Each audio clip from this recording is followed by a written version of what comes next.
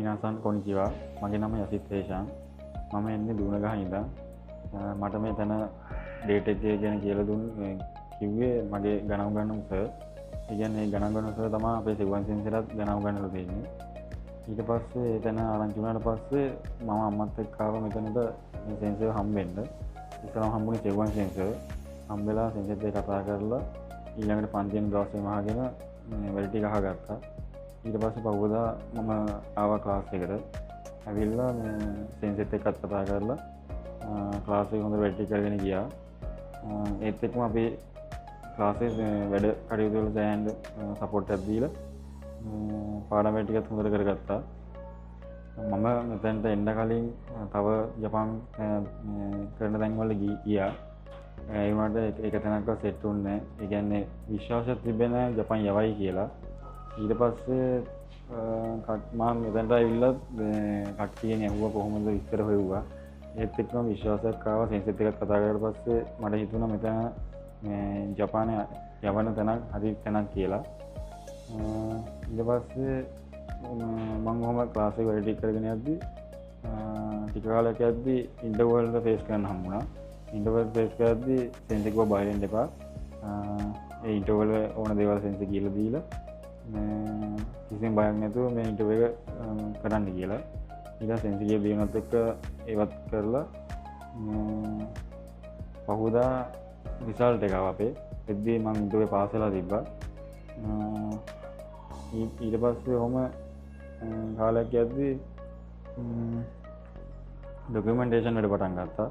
Documentation වැඩදී ඒක මාර ලොකු දෙයක්. ඒ කියන්නේ ඒක හරි අමාරු වැඩක්. ඒ වුණාට මේ කිසිම වෙලාවක අපි අතරින් නැතුව අපේ ස්ටාෆ් එකෙන් ඉස්සලා සර්ලා අපිට ඩොකියුමන්ටේෂන් වැඩ ටික කරගන්න හරිම හොඳ සපෝට් එකක් දුන්නා.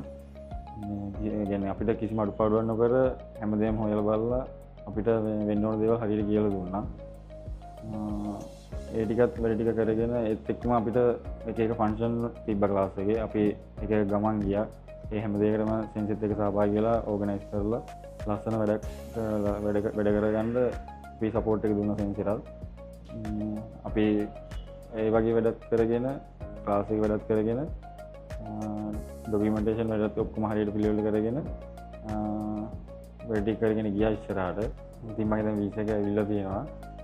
වීසා එක ආවා කියලා සෙන්සර් එකපාරට කිව්වේ නෑ. සෙන්සර් කිව්වා යසිත් වරෙන් පොඩ්ඩක් මේ පොඩි ඉෂුව එකක් තියෙනවා වීසා එකේ.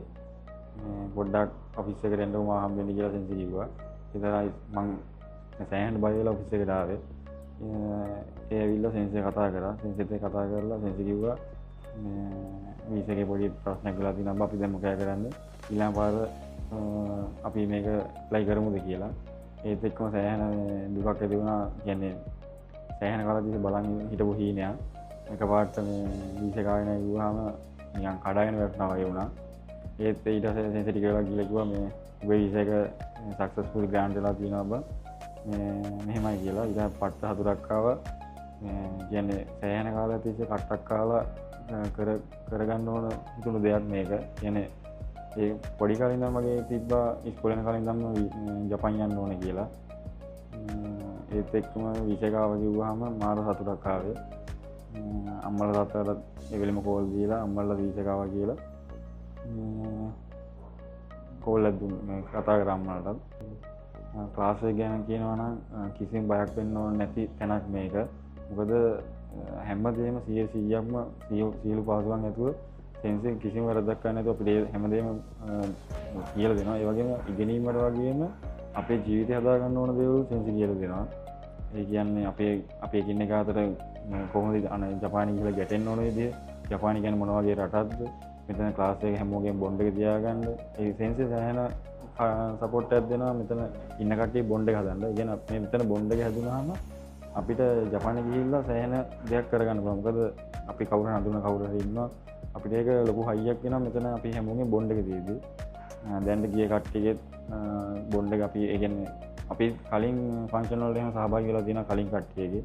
ඒත් එක්ක අපි සම්බන්ධ වෙලා අපි කලින් ගිය කට්ටියවත් දන්නවා. ඉතින් ඒකින්ද අපිට කිසි වෙලාවක බයක් කියන එක හිතුන්නේ මේ ජපානයට ගිහිල්ලා කොහොම ජීවත් වෙන්නේද කියලා මුකුත් බයක් හිතුනේ. මොකද සෙන්සර් හැමදේම අපිට මුලින් ඉඳන් කියලා දීලා තියෙන ජපානය කියලා ඉන්න කොහොමද ඉන්න ඕන විදිහ.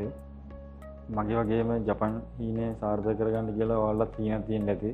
ඒ කියන්නේ ජපන් ගිහිල්ලා ලස්සන ජීවිතයක් ගත කරන්න එහෙම ආසාවක් තියෙන කට්ටිය ඉන්නවා ඉතින්.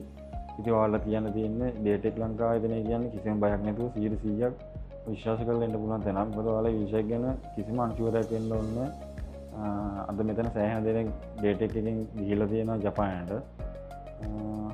මේ වගේ ක්ලාස් එකක් ගැන අවුලක් හිතන්න දෙයක් ඇත්තෙම නැහැ. ඉතින් ඔයාලා කියන්න තියෙන්නේ ඔයාලා ජපන් සීන් සබය කරගන්න ඩේට් එක ලංකාවේ දෙන සමග සම්බන්ධ වෙන්න.